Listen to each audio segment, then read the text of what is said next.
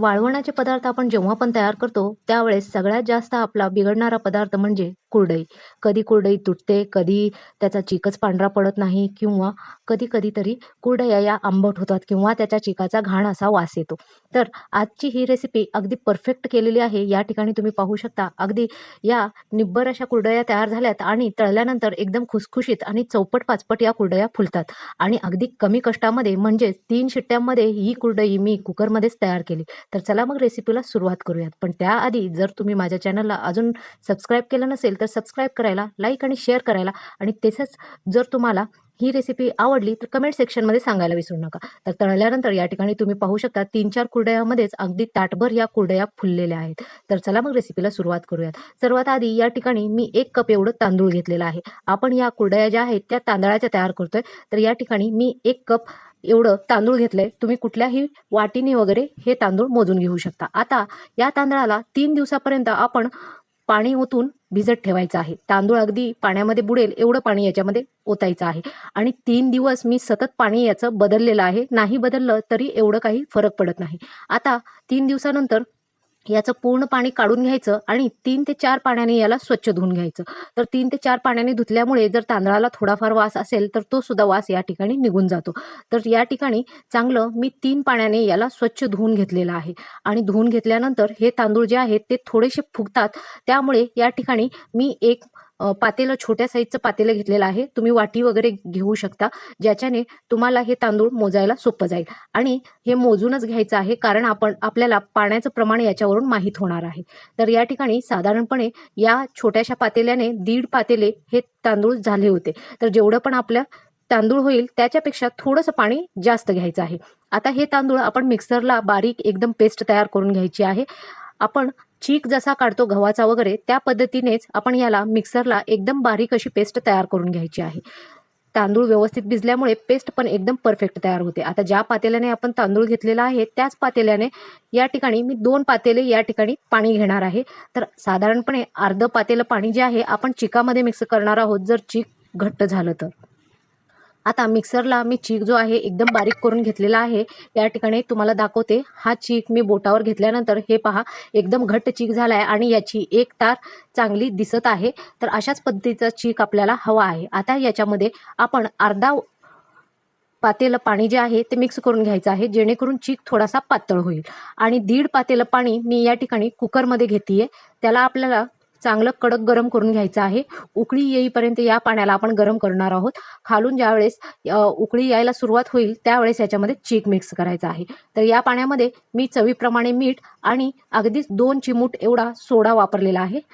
तर हे पहा, या ठिकाणी पाणी थोडंसं उकळायला सुरुवात झाली आहे. तर या स्टेजला आता याच्यामध्ये आपण जो चीक काढून घेतलेला आहे तो याच्यामध्ये थोडा थोडा करत एका चमच्याच्या मदतीने हलवत हा चीक मिक्स करून घेणार आहे. आपण गव्हाच्या कुरडया तयार करत असताना ज्या पद्धतीने चीक मिक्स करतो त्याच पद्धतीने या ठिकाणी मी चीक मिक्स करून घेते. तर माझ्या याच चॅनलवर मी गव्हाच्या कुरडया सुद्धा कुकरमध्ये कशा तयार करायच्या ते ऑलरेडी व्हिडिओ घातलेला आहे. तो सुद्धा तुम्ही पाहिला नसेल तर पाहायला विसरू नका. आणि या चॅनलवर मी माझे पापडाचे अगदी सोपे ट्रिक्स आणि टिप्स सह अनेक असे व्हिडिओ अपलोड केलेले आहेत. तर ते अजून तुम्ही पाहिले नसतील तर ते पण पाहायला विसरू नका. साधारणपणे 2 मिनिटासाठी मी याला व्यवस्थित हलवून घेतलेलं आहे आणि 2 मिनिटानंतर या कुकरचं टोपण आपण लावून घ्यायचं आहे आणि 3 शिट्ट्या आता या चिकाला व्यवस्थित आपण शिजवायचं आहे.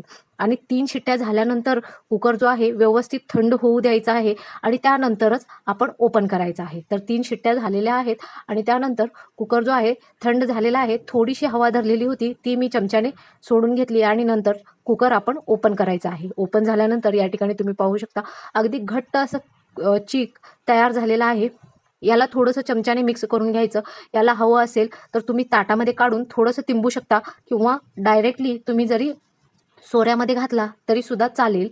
तर या ठिकाणी मी आधी चमच्याने हा पूर्ण चीक जो आहे सैल करून घेतेय. हे पहा, चीक जो आहे बुडात वगैरे चिटकलेला नाहीये आणि अगदी परफेक्ट असा चीक तयार झालेला आहे. कन्सिस्टन्सी जी आहे अगदी घट्ट अशी व्यवस्थित भेटलेली आहे.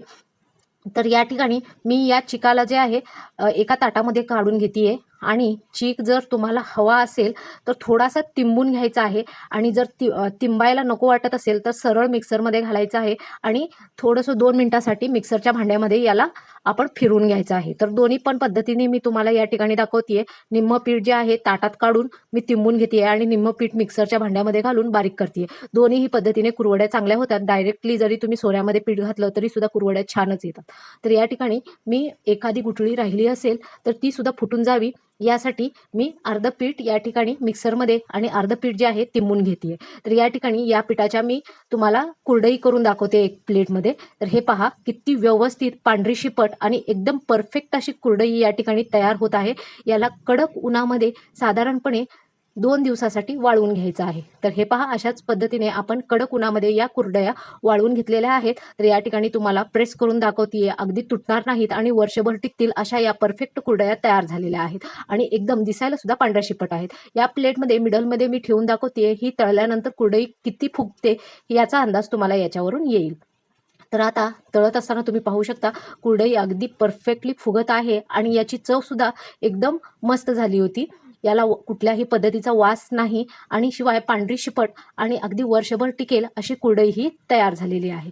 आता अशाच पद्धतीने मी सर्व कुरडया तळून घेतलेल्या आहेत आणि साधारणपणे 3 ते 4 कुरडयाच आपण सणाला वगैरे तळल्या तरी अगदी घरभार खाईल अशा इतक्या परफेक्ट आणि इतक्या फुगलेल्या कुरडया या तयार होतात. तर ही रेसिपी तुम्हाला कशी वाटली ते कमेंट सेक्शनमध्ये सांगायला विसरू नका आणि तुम्हाला ही रेसिपी आवडली असेल तर लाईक, शेअर आणि सबस्क्राईब करायला विसरू नका. तर या ठिकाणी तुम्ही पाहू शकता अगदी 3-4 कुरडयामध्येच अख्खं ताट भरून या कुरडया तयार झालेल्या आहेत. अगदी पांढऱ्या शिपट आणि चौपट फुलणाऱ्या या कुरडया तयार झालेल्या आहेत.